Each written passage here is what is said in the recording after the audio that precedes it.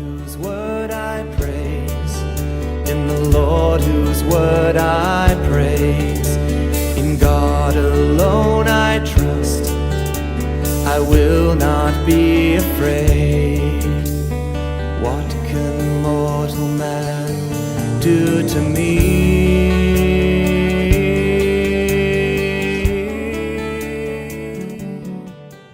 Hello, everyone, and welcome back to Preterist Apologetics. My name is Don K. Preston. Over here to my left or right or whatever that is Mike Sullivan. And we're so glad to have you back for another round of Preterist Apologetics. Mike, how's your day been going? It's been going well. My wife just made me a great ribeye steak. Ooh. And yeah. So I had Subway. You had Subway. Okay. Yeah. And I've been studying for next Sunday. I'll be filling in for Pastor Curtis. So I've been hot and heavy in Revelation, I think, as everyone can tell, because I'm pumping out all these. I get so excited when I make my charts and stuff. It's like I can't wait until I actually present something. I have to throw a lot out there. Most of the time I over prepare, and then the painful part is cutting stuff out that you don't really want to, but for time's sake, you just have to do it. So I know that feeling well. I bet you do. I know that feeling really, really well. Yeah. Well, I tell you what, as I've already said this, but I'm very, very excited about the upcoming conference in Arkansas called the Arkansas Eschatology Conference. And it's my understanding they're basically sold out of spots. Yeah. And, I still have people asking me, even now, I didn't know about this. When is it? Who's speaking and all this kind of stuff. So I direct them to them. So I don't know if they're still getting requests or not. But yeah, I don't know if they can go beyond 300. I don't know if the place will hold it, but that's going to be one of the biggest conferences, I think, if I'm not mistaken. It really will. It really will. I know that at Warren, Ohio, once or twice they went up over 200, but not very many times. And here at Arkansas, here at Ardmore, we hit something like 156, I think, on one occasion, which was a good crowd. But no, we've never approached 300 at any other conference that I'm aware of. So this is really exciting. And I've had people ask me, well, why do you think this conference then is really, really seeming to bust out? And my own personal opinion is, COVID kept people in. Okay, that's led up to a certain extent. But Mike, as you know, interest in covenant eschatology has just been exploding everywhere. It really has, yeah. And so I think the interest has just grown exponentially just from a few years ago. And I think you can see this in the growth of the Facebook pages that are dedicated to preterism. There is one preterist Facebook page entitled Fulfilled Prophecy. They're up over 14,000 members now. Oh my goodness. I better check that out. Oh, it's a good page. I think Dan Maines, excuse me. I think he's certainly one of the admins. I don't know if he's the owner or not, but when I believe it was Dan that reached out and asked me to go ahead and post my videos there on that. And that was way back when it was like 6,000 or 7,000 members. And I'm going, whoa, wow, that's impressive. And so they have just been growing exponentially. One Facebook page that I personally co-own, if you please, with Alan Morton. It's Preterist Doctrine. Just early last year, and I'm talking up until middle of last year, it was like 1.1 thousand, 1,100 members. Well, now it's pushing 3,000. Nice. So we are seeing this kind of ramped up interest in covenant eschatology. So I think, just in my personal opinion, I believe that when you couple the fact that people are really anxious to get out and to attend something right now, and you couple that with the increased interest in covenant eschatology, I believe, is, to use the old cliche, it's almost a perfect storm. So it's really, really, exciting. Christian, I honestly do not know. Mike, do you know if this will be online? It is going to be online. I don't know if it's going to be live. I know it will be recorded and posted. Okay. I just don't know off the top of my head if it'll be live, but we'll find out the answer to that question at some point. Yeah. Well, anyway, it's very, very exciting. I mean, the very first time I spoke, it was at a debate, formal debate that I had in Indianapolis in 2008. And this was a Church of Christ lectureship, and they had the debate, at night. And there were 250, 275 men there, not one of which was a preterist, by the way, except for a few. But that was the largest, quote, eschatology conference that I had spoken of up to that point. So, yeah, this is very, very exciting. And to give a lot of credit to Zach and Travis, they've been producing videos left and right, and they have a pretty good sized church there as well. So I'm guessing at least half of the 300 will probably be their church. And even at Berean, I know Pastor Curtis can usually go over the 100. He just likes 100, and he has to kind of send people away. But this is going to be really exciting, and I'm just really impressed with Zach and Travis, all the work that they're doing, they're producing, all the different responses they're giving. And so, yeah, it's going to be a good time. Yeah, you're absolutely right. I mean, Zach and Travis have just done a great job. I didn't even know about him except sort of kind of word of mouth. You might have mentioned them on one occasion, and then they actually reached out to me to ask me to be on a video with them. And I mean, they're Arkansas boys, and I'm a hog. I'm a Razorback, so sure, I'll be glad to be on with you. I mean, they got to be good if they're Razorbacks. That's all there is to it. So anyway, had a really good show with them, and of course, from that, I've become more and more familiar with them, and I've been very, very impressed with the job that they're doing. Yeah, they're doing some good stuff. Yeah, absolutely. So here we are continuing our study in Deuteronomy 32, known as the Song of Moses. This is a song that Israel would sing on her Sabbaths and her feast days, and it was just ingrained in their head. And it prophesied the end of Israel's Old Covenant age, a perverse and crooked generation, that end time terminal generation, last days generation. And so Don and I have just taken our time going through this. Don has given a lecture on the Song of Moses, I think at one of your conferences. Mm-hmm. I did one recently at the Berean conference. But this is kind of nice for Don and I because we can just take our time. And, like we talked about earlier, you have to cut out so much stuff. And we don't have to cut out a lot of stuff. We can kind of just take our time. And so we went through Deuteronomy 31, 32 in Isaiah's prophecy, and we showed how Moses' eschatology was a foundation for Isaiah, and he built upon it. And then we got into Daniel, and Daniel just further builds upon it, makes it more clear. Now we know that when that end would be near, that appointed end would be near. Daniel says he connects that to the Roman Empire, and he connects the Messiah not to be this shore bull that's going to be sacrificed in Deuteronomy 32 or 33, but it's the prince. It's the anointed Messiah. He's going to be cut off. He's going to make a new covenant for the many. And in the middle of that, with that last 7, we have the earthly ministry of Christ. He's cut off. But then we have that last 3.5 years. And Don, you've been spending some time looking at Kairos and the Septuagint there, and how that's just powerful, because in the Septuagint, it's not just talking about Messiah the prince, but he appoints another prince to actually deal with that end time scenario, right?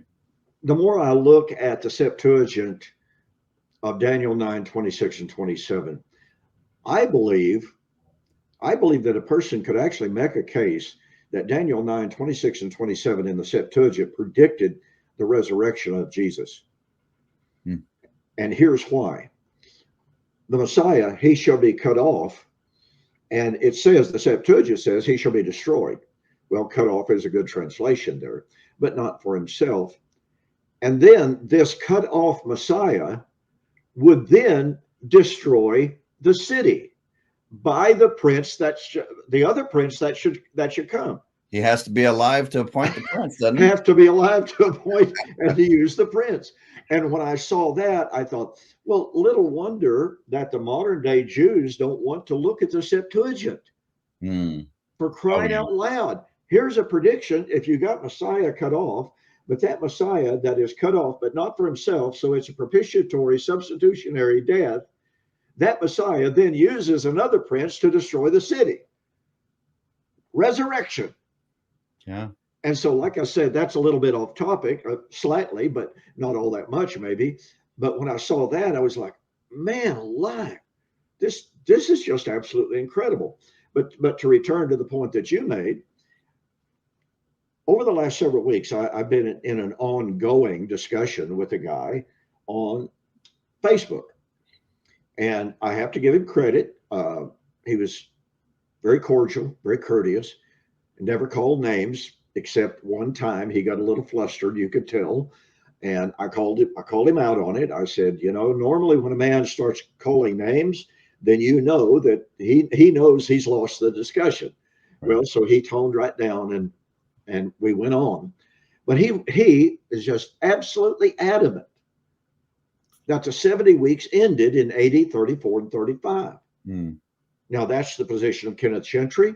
It's the position confirmed to me and for me by Gary DeMar just a couple of months ago in a private email.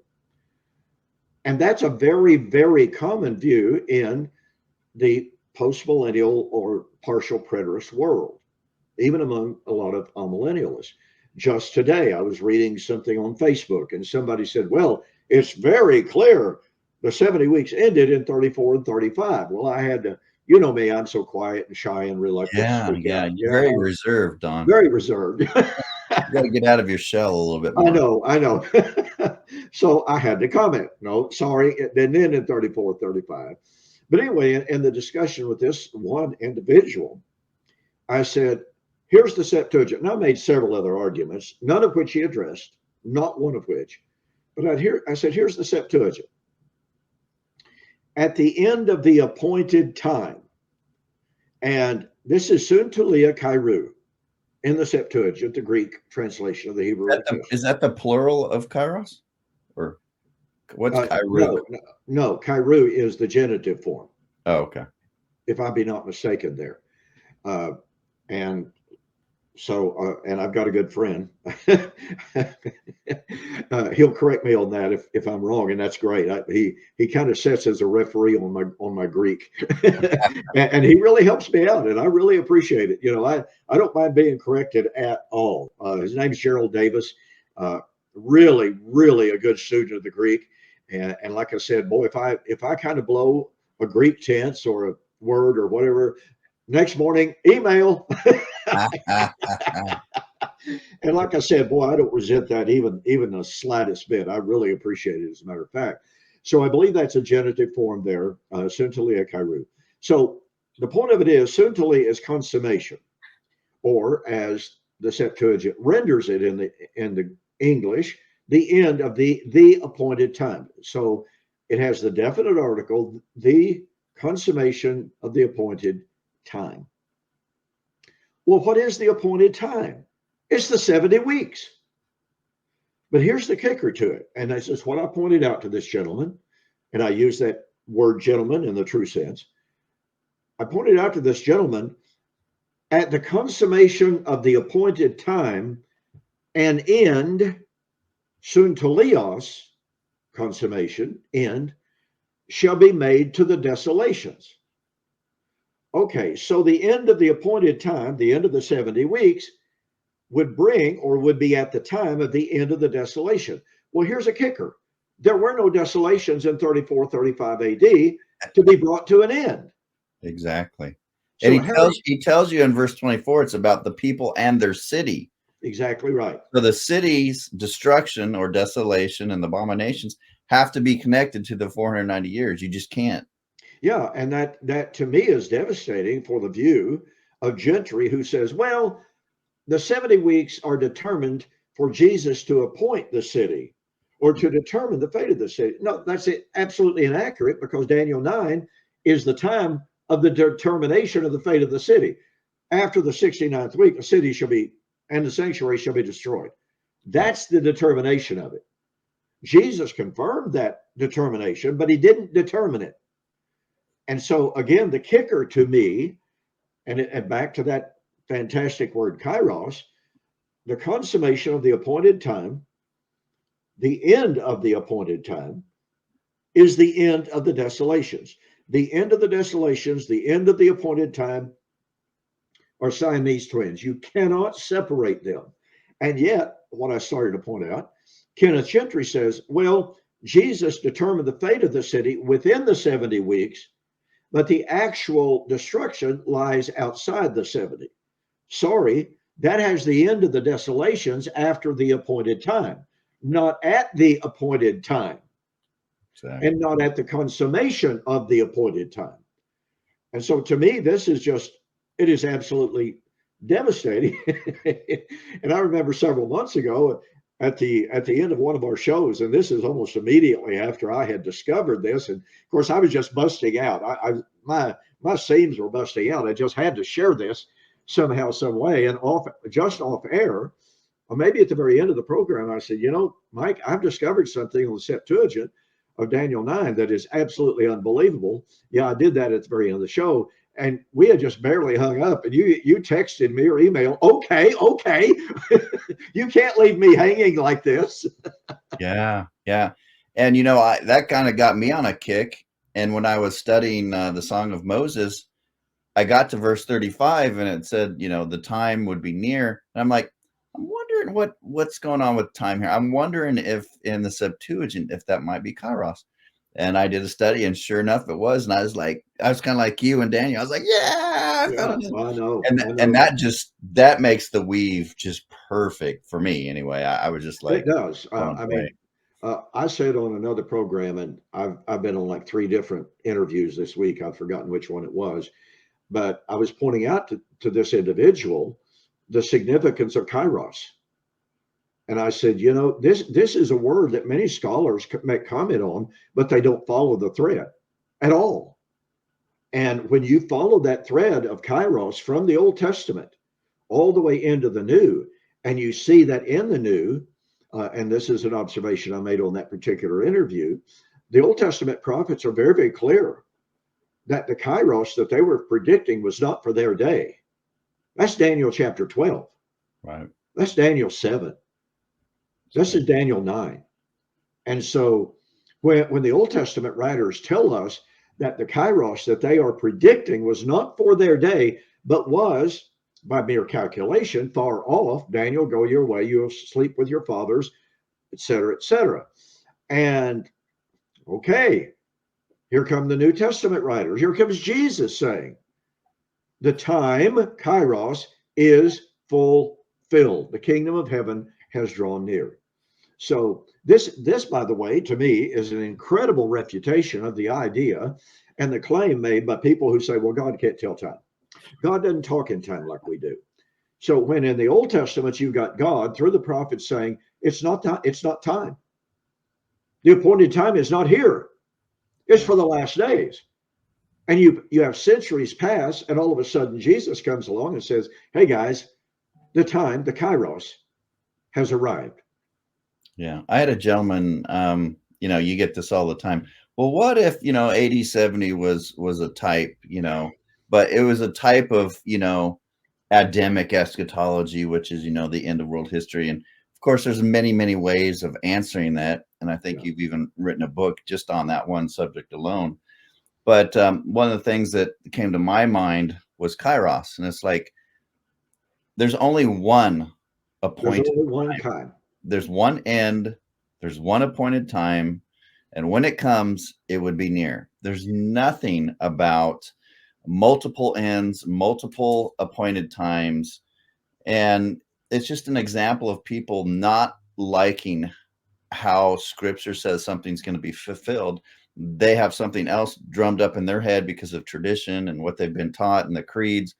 And so they're forced then to make another appointed time, another end, which Scripture just does not teach. You know, I was sitting here thinking, as you mentioned once again, Deuteronomy 32, 35, that at the appointed time it shall be near.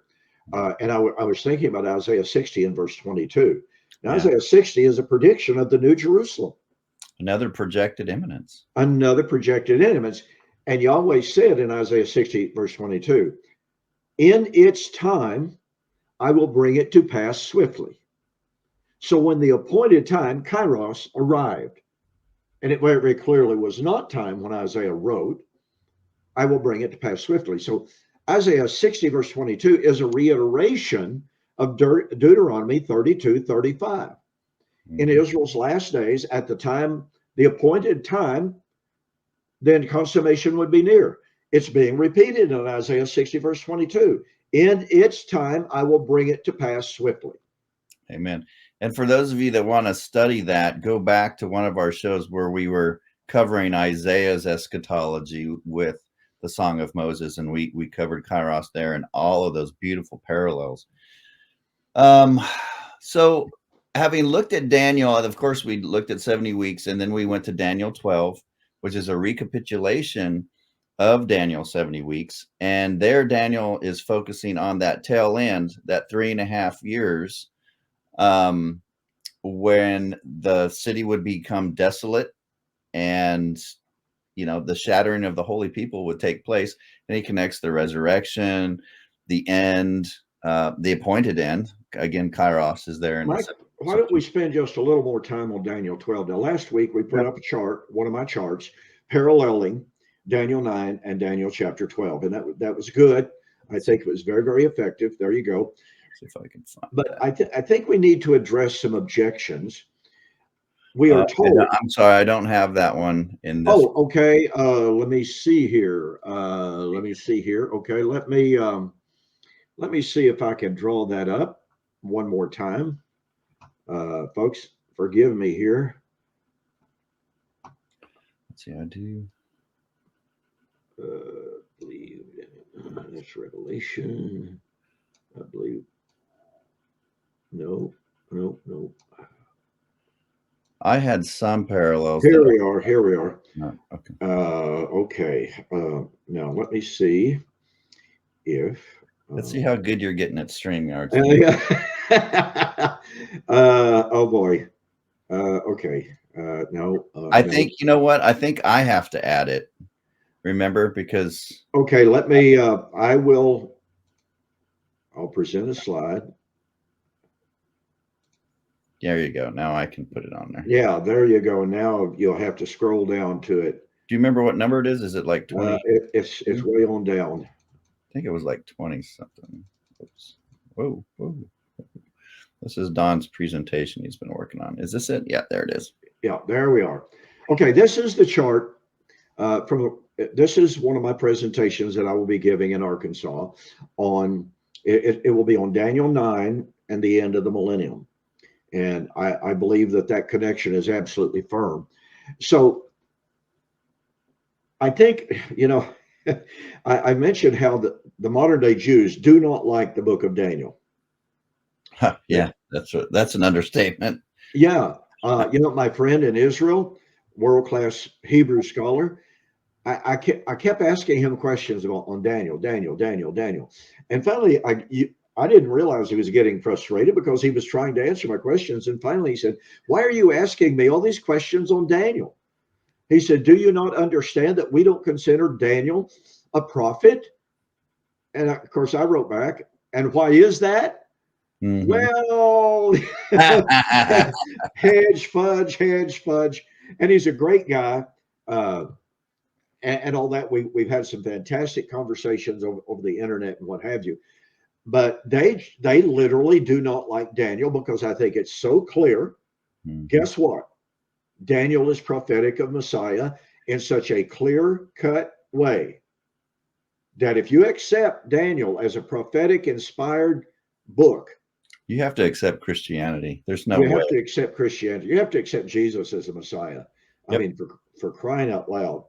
Well, let's start in Daniel chapter 12 because I want to make a few comments here that I think are very pertinent, and they have to do with the current state and discussion of eschatology among the enemies of covenant eschatology, and specifically among those who are former preterists.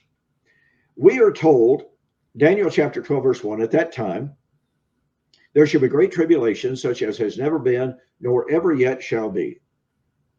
Or up to that time, never has been since there was a nation. There's a slightly different reading from Daniel 12 to Matthew chapter 24, verse 21. Anyway, so we are told by former preterists, well, the time of the Great Tribulation is the time of Antiochus Epiphanes. And yet you look at the language of Daniel chapter 12, verse 1. Yeah. And you're going, well, wait a minute. I really don't think the time of Antiochus Epiphanes was the greatest tribulation that had ever been since there was a nation. The Babylonians, the flood. And after all, you go back to Daniel chapter 9. Now, Daniel says he's writing after the Babylonian, or at the end of the Babylonian captivity, right? Mm-hmm. And Daniel says that was a time of tribulation like nothing before. Okay, so here's Daniel, who is calling the Babylonian tribulation the worst that had ever been to that time. But now we're being told by former preterists, well, yeah, but here's Daniel chapter 12, verse 1, describing the time of Antiochus Epiphanes, which he's supposedly living at the end of. Anyway, and Daniel's calling that tribulation the greatest tribulations that has ever been since there was a nation. Well, wait a minute. Back in Daniel 9, Daniel himself called the Babylonian tribulation the greatest ever. Are we supposed to believe that now he's changing his tune and he's seeing, and folks, if you are a student of history, if you are a student of biblical history, then compare the Babylonian destruction of Jerusalem and Judah with the time of Antiochus Epiphanes. Anybody who knows anything to compare the Babylonian destruction with the time of Antiochus Epiphanes knows that although the time of Antiochus Epiphanes was in fact a horrific situation, I'd never deny that, okay? But when you compare it with the Babylonian destruction of Jerusalem and the temple, the time of Antiochus Epiphanes doesn't even begin to compare. No, there was no desolation of the city or the temple. No. During that time. There was under the Babylonians. And like you usually point out, Josephus records how many? Josephus records that there were 5 captures of the city, only 2 desolations. Babylonian, AD 70. Mm-hmm. So when people start telling us, oh, yeah, you know, Daniel chapter 12, verse 1, the greatest tribulation such as has never been, or since there was a nation. Well, Daniel denied that. Josephus, who knew his history, I venture to say better than these former preterists. And he says, well, the city was actually conquered 5 times, but only desolated twice. He doesn't, the only thing that he mentions about Antiochus Epiphanes is that Antiochus captured the city. He did not, as you rightly pointed out, he did not destroy the city. He did not destroy the sanctuary. And by the way, I love what Brett Petrie, one of my favorite authors, in his book, Jesus, Tribulation and the End of Exile, calls attention to the fact that in Daniel 9:26, it specifically says, the city and the sanctuary shall be destroyed. Destroyed. And as Brett Petrie says, this is the Achilles heel of the Antiochus Epiphanes posit, because neither the city or the temple were destroyed under Antiochus Epiphanes. Amen. So how can you say that the time of Antiochus Epiphanes, that Daniel chapter 12, verse 1 was the Great Tribulation, when it doesn't meet the criteria of the language, when it pales in significance to the Babylonian destruction that Daniel himself described as greater? It just simply doesn't work. And then when you, especially is this true, when you look at scholars such as Gregory Beale, in his commentary on the New Testament, commentary on the Old Testament in the New Testament, Gregory Beale says the Great Tribulation is, in fact, the entirety of the Christian age.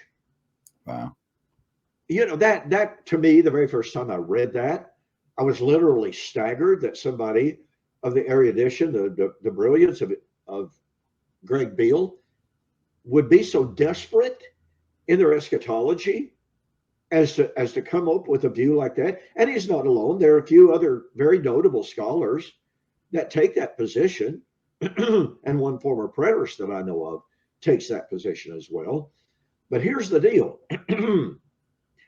Jesus said, then, at the time of the abomination of desolation, which would appear in the land of Jerusalem, in the land of Israel, in the land of Judea, for then shall be great tribulation, such as has never been. Now watch this, or ever yet shall be.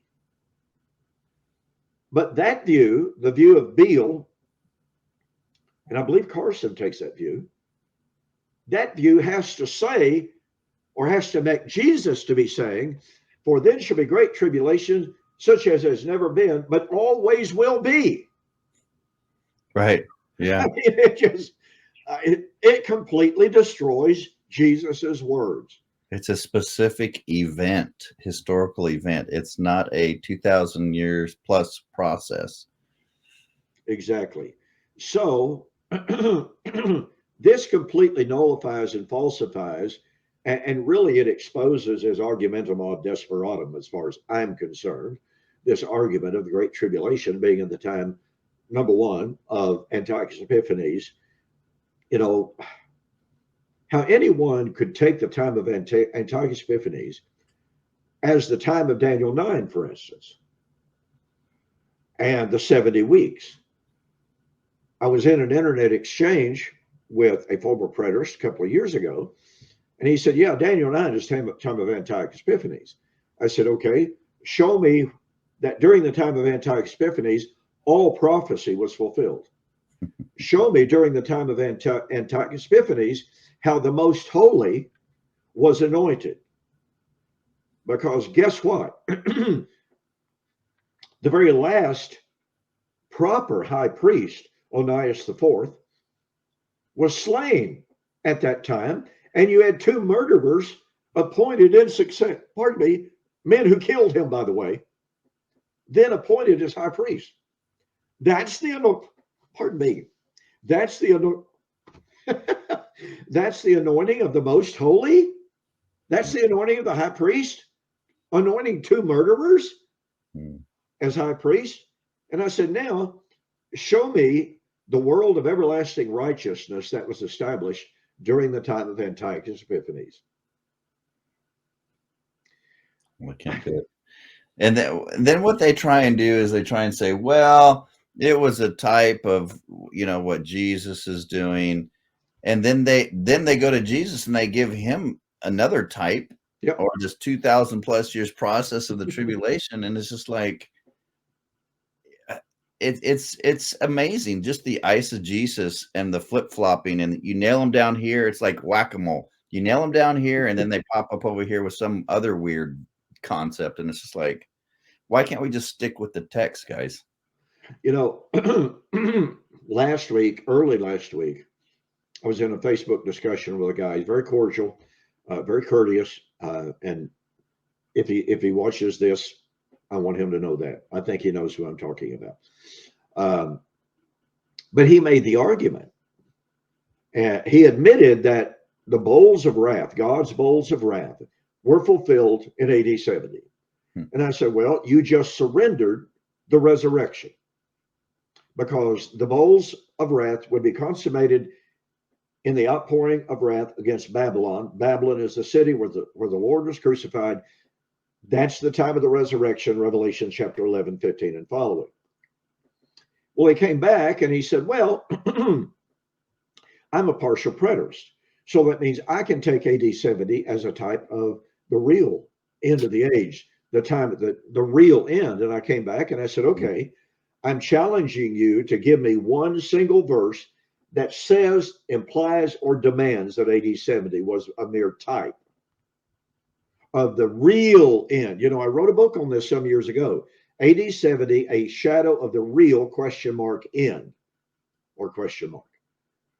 And I introduced 15 reasons why AD 70 was not typological.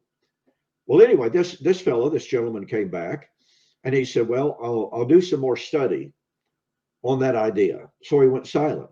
But I reminded him later this week that I'm still looking for that verse or verses that indicate, somebody tell me, somebody show us where the New Testament events were typological of end of the Christian age events. Yeah. Yeah. Well, you know, we're specifically told that the Old Testament are the types and shadows, especially in Hebrews. And in Hebrews, the better and spiritual antitypes were about to be realized in a very, very little while. He will come in a very little while. And there's not the Old Testament were types. The New Testament are imminent antitypes that are spiritual and better. But they're also kind of sort of a type as well, on top of being antitypes. You can't find that. Just like Don's saying, you can't find a verse. You can't even find a concept of that anywhere in the New Testament. And that frustrates me because, you know, again, people are so willing that they think, Don, well, because the New Testament inspired authors who were prophets did it, well, somehow me being not a prophet, I'm going to be and not inspired, I'm going to do it with what they wrote and just say what they wrote as the fulfillment. I'm just going to say, well, it was a type. Yeah. Because I have that authority, apparently. Yeah. But of course they don't. But it's so interesting. And you know this as much as you study just like me. It is so interesting how pervasive this idea is that the events of AD 70 were typological. And one of the things that I like to point out that is so destructive to that view, Paul said in 1 Corinthians chapter 10, verse 11, and he says the same thing in verse 6, but 11 is even more powerful to me. Paul gave several examples, several incidences from Israel's past history. And he says, those things were given, and unfortunately, the King James and many other translations say, as examples for us. Well, I was looking at the Greek one day, and I'm not a Greek expert, but I love to study the Greek nonetheless. I love to dig into it. I love to dig into the higher critical Greek commentators, you know, to see what those men who genuinely are Greek scholars. I want to know how they look at these Greek terms and words and phrases, etc. Well, I saw that in 1 Corinthians chapter 10 and verse 11, where it is translated, they were examples of us or unto us. It's not the word translated as example. It's tupoi, types. They were types of us. And there are translations that do render it types. There are translations. In fact, there are a growing number of translations. Yeah. And so I started grabbing, you know, my commentators, my critical commentators. I don't know why I had never seen that before, just a lack of study, I guess. But all of a sudden, all of these Greek commentators are pointing out how critical this passage is. Well, it had dawned on me immediately. The moment I saw they were types of us, it dawned on me that along with what he says, upon whom the ends of the ages, the word ends there is from telos, which means goal as well as termination. So here he says, those types typified us upon whom the ends or the consummation or the goal of the ages has arrived. The word arrived there is from the Greek word katentao, and it carries with it the idea of a destination. You're on a trip, you're on a journey, and if you're traveling to point X, you arrive at point X. That is katentao. You've arrived. Mm-hmm. So here's Paul saying that the events of the Old Testament and the people of the Old Testament were types. They were prophetic events, and they pointed forward. And Paul says they pointed to us 2,000 years ago. Paul says that. Mm-hmm. And the goal of all the previous ages has come upon us. Well, as I pointed out in one conversation just recently, that one of them I just mentioned a moment ago, I pointed out to this individual that when he makes Revelation and the wrath there as typological of another coming wrath at a time of resurrection, that what he's saying is Paul was wrong. The goal of all the previous ages really had not arrived in the first century. Paul was either being overly optimistic or hopeful or just simply wrong. Because the real goal of all the previous ages, the real goal wasn't going to come for at least 2,000 years, and we're still waiting on it, by the way. Yeah. That really honestly makes a farce out of Paul's language. Yeah. The end, the goal of all the previous ages has come upon us. And folks, if you've got any good commentaries, or go to Bible Hub, they've got a good long list of commentaries that you can access free of charge. Yeah. And see what the commentators have to say about what Paul said there, and just grasp the power of what he said. And contrast that with all futurist eschatologies who tell us invariably, well, you know what? I know Paul said that, but the real goal of all the ages is in our future. Doesn't work. No. Does not work at all. And consider this. Daniel chapter 12. Like I said, I think we need to look at this a little bit closer. Daniel chapter 12, after saying at that time there should be great tribulation such as never been, and at that time those your brethren who are written in the book shall be delivered, and many of those who sleep in the dust of the earth shall arise, some to everlasting condemnation, or to everlasting life, some to everlasting condemnation. Here's the resurrection at the time of the great tribulation.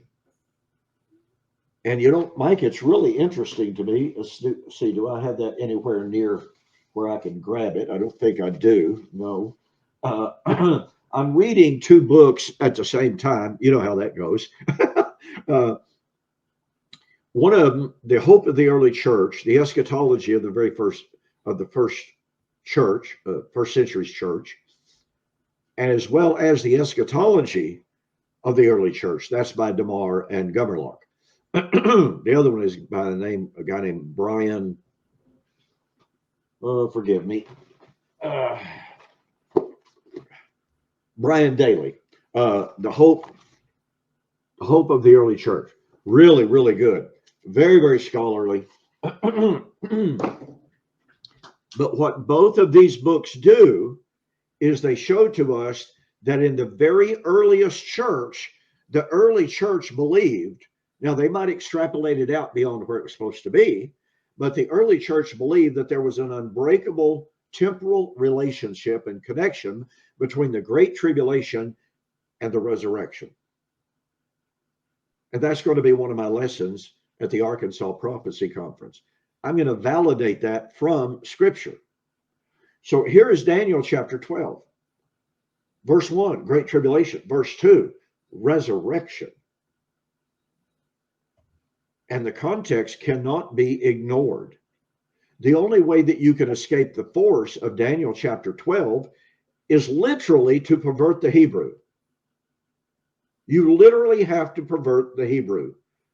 And I can document that for you from Hebrew scholars who take note of those who try to change it up to avoid the power of what it says, if you acknowledge even the Masoretic text, okay, they say, well, you have to alter the Hebrew to make it support this alternate translation. And you don't even have to be a Hebrew scholar, because verse 7, it's asked, what, in verse 5 and 6, it's asked, when are these things going to take place? When are these wonders? And he says, all these things. So all the things from verse 1 to verse 4. Yeah. The end, the knowledge will increase, the tribulation, the resurrection, all of these will take place during a 3.5 years period when the power of the holy people is completely shattered. So it you know, I've seen like guys like Sam try and make some kind of 2,000 plus year distinction. Well, I guess there really can't be, because we're still in the tribulation, apparently. But he's speaking out of both sides of his mouth and grabbing any kind of view he can. But you just can't do that in light of verse 7. Verse 7 just makes it real clear, and the contextual flow from verse 1 to verse 2.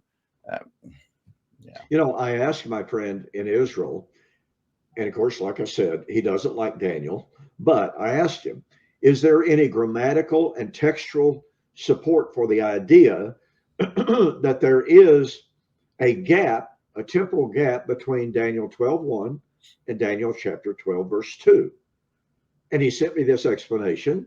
And he said, there's no contextual reason for doing that. There's no textual, there's no grammatical reason to or support for saying that Daniel chapter 12, verse 1 is one event and Daniel chapter 12, verse 2 is another event separated by 2,000 years.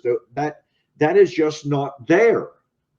Right. And so and this former preterist, Sam Frost, in the book that he wrote on the resurrection, actually did a really good job of explaining grammatically how you cannot divide verse 1 from verse 2.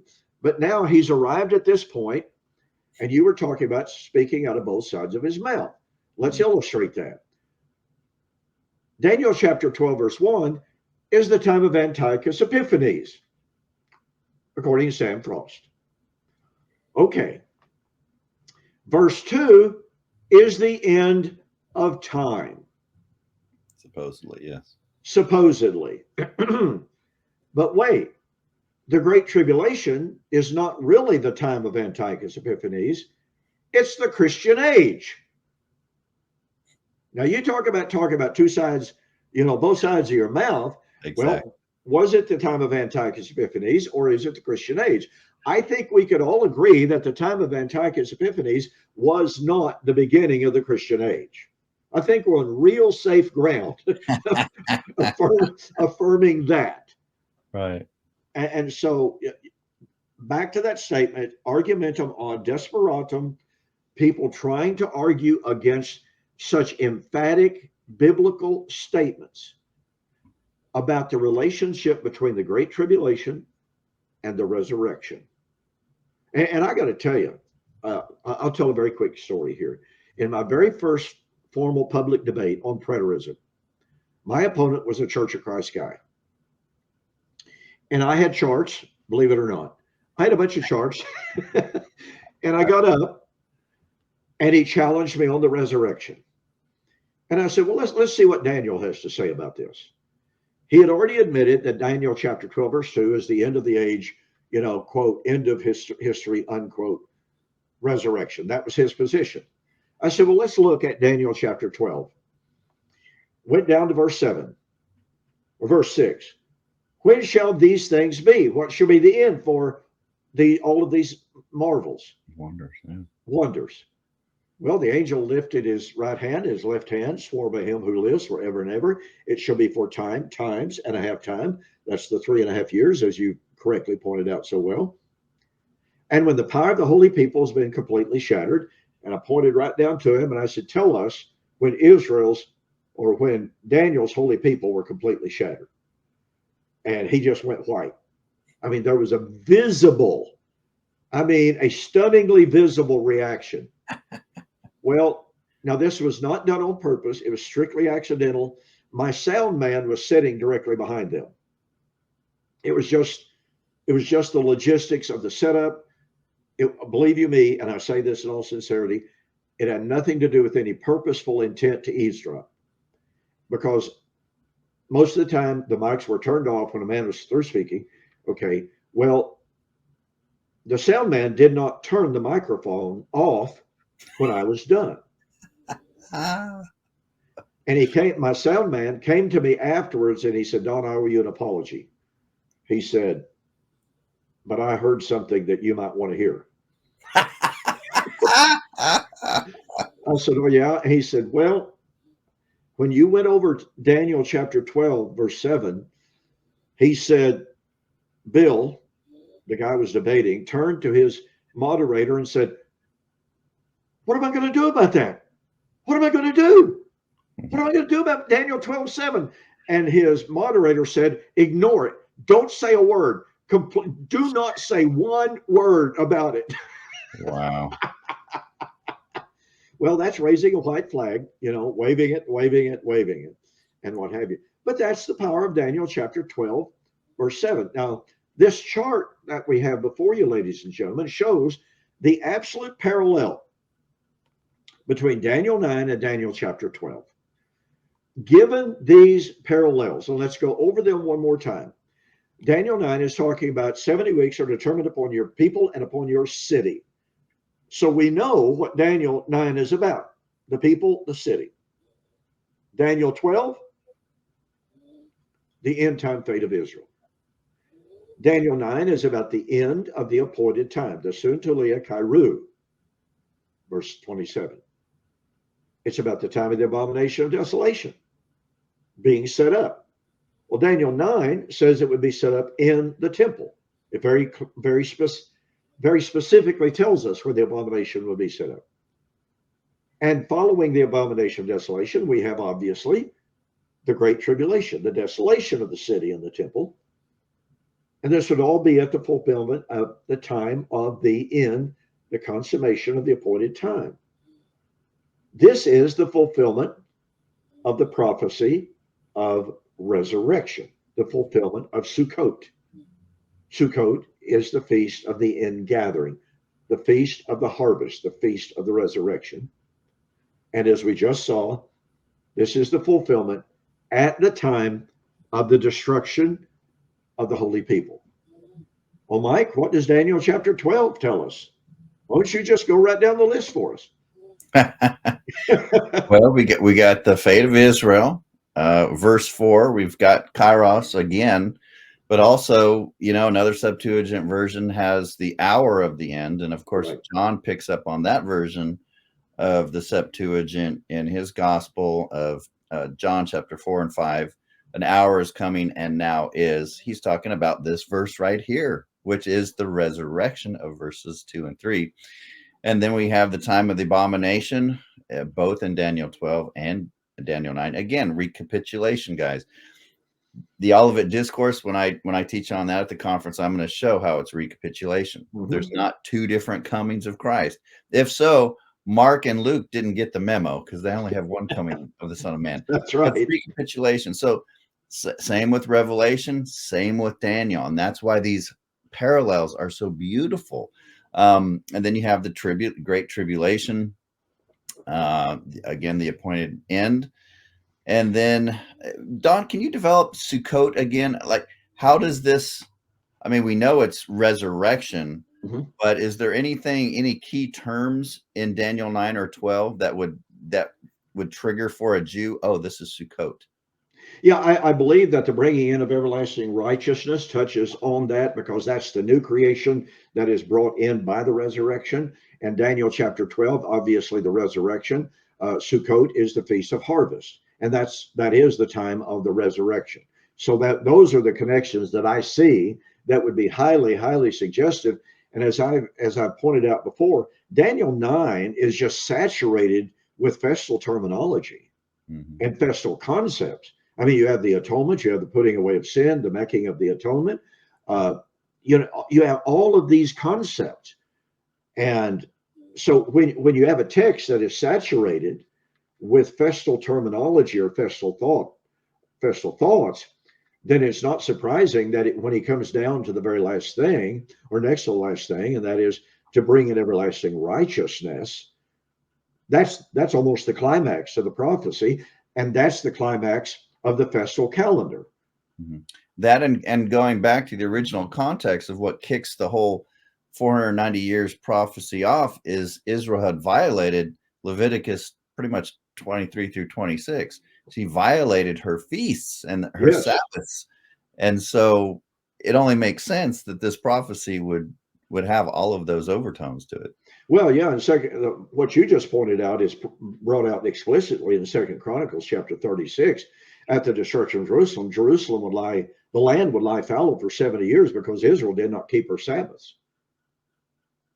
And let's not make the mistake that of thinking that the seventh day Sabbath is the only one of Israel's Sabbaths. I mean, you know, every one of Israel's feast days were Sabbaths. Exactly. So, yeah, festal language. And boy, when I very first began to tie into that concept, by the way, I shared that with my friend in Israel. You know, I mean, here he is, you know, highly esteemed Hebrew scholar. His two sons are leading rabbis in Israel. And so I wrote him an email and I said, I want to know, can you point me to some commentaries? And I was specifically interested to know if the very, very, very famous Hebrew scholar, Rashi, called Ribi or something like that. He was an 11th century rabbi. He is still viewed today as the leading Jewish scholar and commentator in all of Israel's history. That's how dominant and prominent he was. So I said, can you point me to any of your ancient commentaries, particularly Rashi, that bring out the festal context of Daniel chapter 9? Because here's what I'm seeing, and I just delineated it in an email. And he wrote back and he said, I've never heard that before in my life. He said, I'm going to share that with some of my leading rabbinic scholar friends. And boy, he's this guy's well connected, but believe you me, just as a real quick aside, Donald Trump eats at his son's house in Los Angeles quite frequently. Take that for whatever it's worth. But nonetheless, I take that a few ways. Unfortunately, the other way is that he just can't shake that Zionism, unfortunately. Bingo. We've got to get that. Yeah, I agree. Yeah, I agree. But anyway, after a couple of weeks, it came back to me. He said, by the way, your question on Daniel chapter 9, he said, I threw that by two of the leading rabbis in all of Israel. And he said, both of them said they had never heard it before, but point number one, it is an intriguing concept that, point number two, has the appearance of scriptural justification, and point number three is worthy of further investigation. So I'm going, whoa, that was pretty cool. Yeah. I mean, you know, I don't need their validation to see what I think I'm seeing. Right. But when these rabbis who have such an anti-Daniel perspective, but they were intrigued by the concept, to me, that's kind of suggestive of the power of that. Well, so, then you have the connection between Hebrews 9:26 through 28 with Hebrews 10:1, which connects the shadows of those feasts with the second appearing of Christ. Absolutely. And then Paul's explicit statement of Colossians 2:16 and 17, where he's writing to Gentile Christians who are being pressured by the Judaizers to come under Torah. And he says, let no man judge you in respect for new moons, feast days, and Sabbaths. Well, the new moons is one of the last three feast days. That's Rosh Hashanah. Mm-hmm.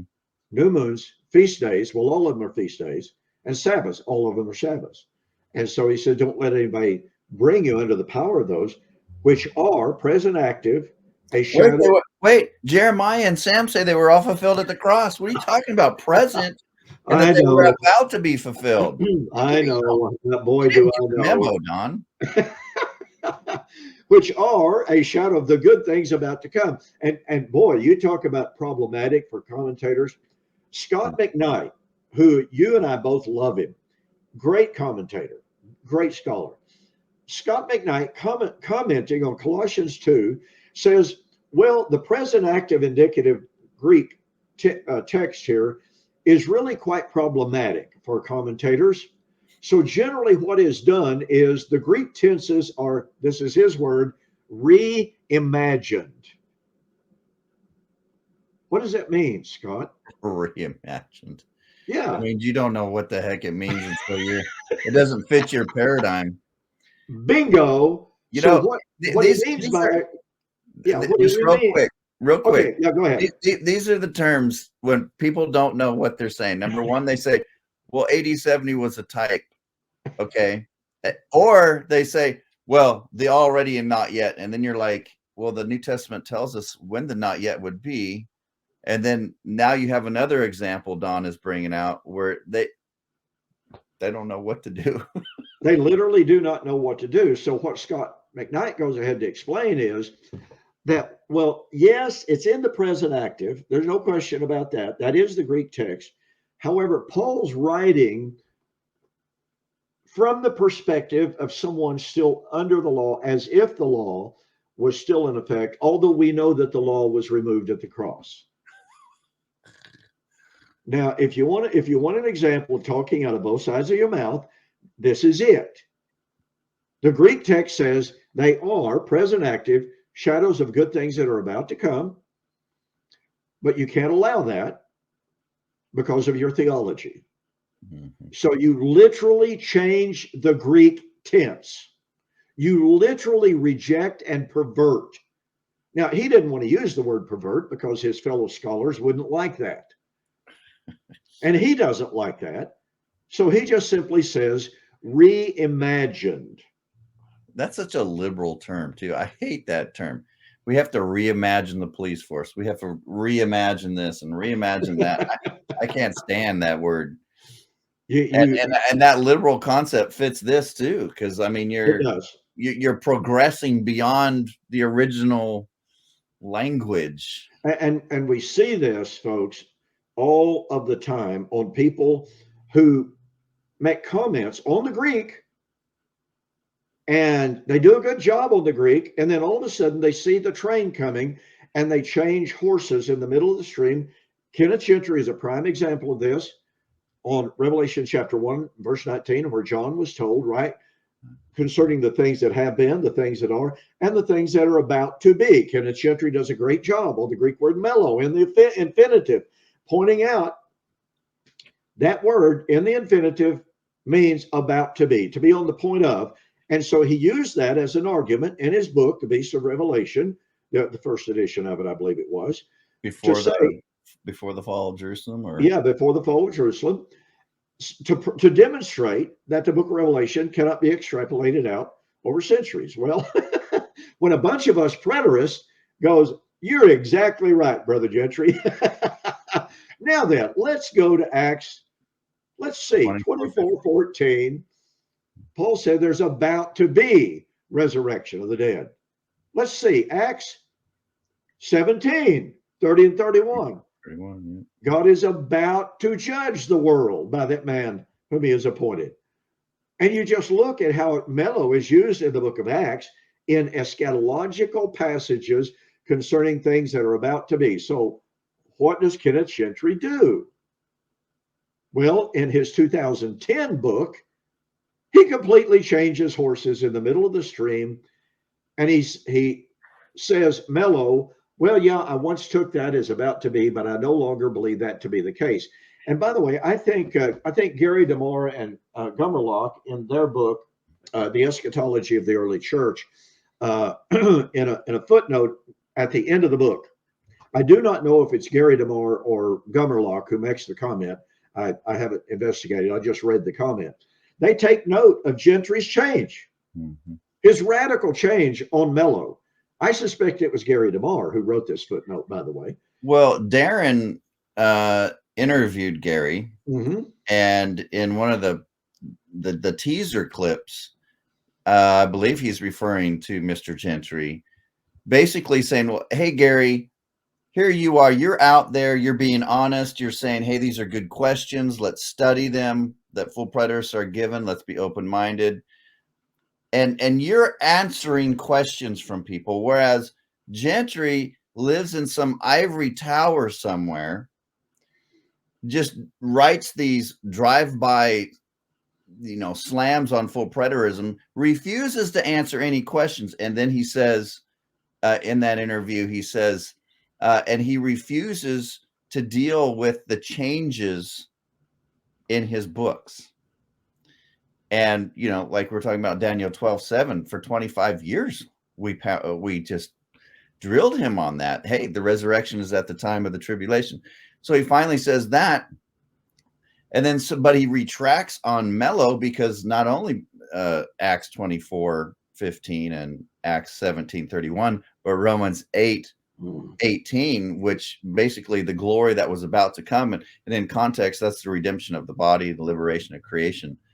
And that he could, and he had praises in Before Jerusalem Fell of Mello concerning the literal translation, specifically Young's literal, who translates all of those passages as about to be.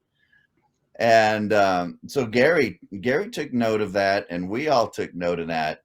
And which is interesting, Don, because now that he says that the resurrection of Daniel 12:2 was fulfilled in AD 70, why have a problem with Mello in Acts 24? I mean, that is the resurrection of Daniel 12. So why wouldn't Paul? Logically, it would seem to demand absolutely that he accept Mello is about to be in Acts 17 and Acts 24. Yeah, he was losing too many texts. Yes. And that's what this footnote goes ahead to say, that the reason that Gentry changed, for instance, on Matthew 24:27, that he once took as AD 70, but now he's taken, that's the end of history. And he says the reason he's done that is because he came to realize that there are so precious few New Testament texts that can be applied to anything other than AD 70. And so he had to find one and hold on to one. And the reason for that is the creeds. Do you think it's because parousia is used in Matthew 24:27? Yeah. Okay. Yeah, that's okay. So yeah, that's probably why, because 1 Corinthians 15, 1 Thessalonians 4, he wants to make that connection. But I mean, in both sections, if you say that there's two sections in the Olivet Discourse, he uses erechomai and parousia interchangeably, as he does in 1 and 2 Thessalonians. That's what I started to say in 2 Thessalonians chapter 2, where Paul said, "We beseech you, therefore, brethren, by the coming parousia of our Lord Jesus Christ and our gathering together, episunagoge, to him." And he says that's AD 70. Yeah. So, yeah, Gentry, like others, is struggling, continues to struggle. We hope that he continues to struggle. But he's losing respect in the Reformed community. He's losing respect. And I think that interview, to me, really showed that. Because he, unlike Gary, who's being honest, who answers questions from people, or tries his best. And when he doesn't know an answer, he doesn't fudge most of the time like these other guys, or make up stuff. He just says, "That's a good question. I don't know." Yeah. But that's not what Gentry's approach is. But hey, guys, we are about 8 minutes over. So, last week we kind of reviewed Daniel in connection with Deuteronomy 32. We made the parallels and the argument stronger tonight in Daniel 9 and Daniel 12. And then next week, what we're going to do is we're going to look at Jesus' eschatology in Deuteronomy 32.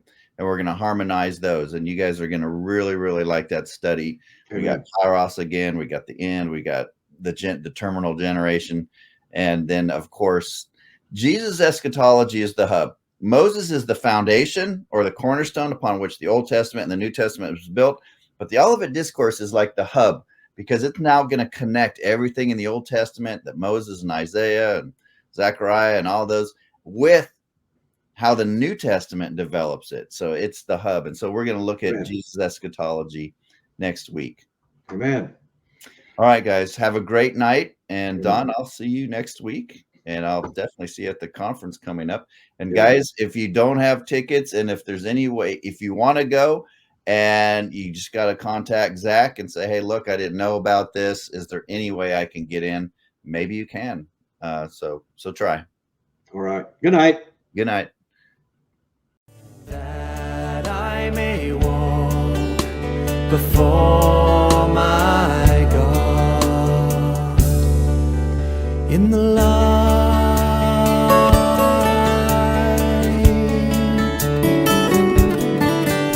in the light,